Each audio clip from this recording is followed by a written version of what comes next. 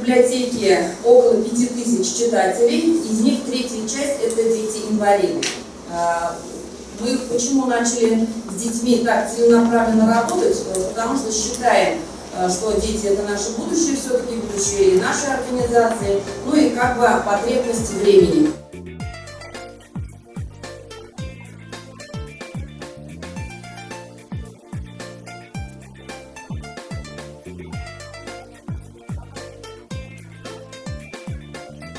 Впервые такой подарок на выставке. Очень приятно, и я думаю, что это как раз показатель того, насколько продвигается работа в оказании поддержки детям с ограниченными возможностями здоровья. Все-таки это такая поддержка, которая позволяет детям и реализовать свои способности, да, и показать свои стремления, раскрыть свой потенциал, поэтому такая работа очень важна.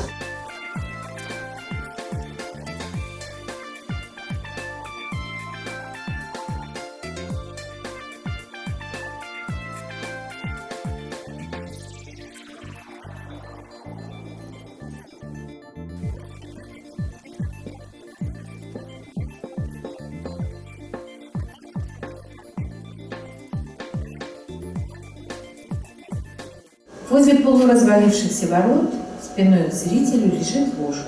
Недалеко жеребенок.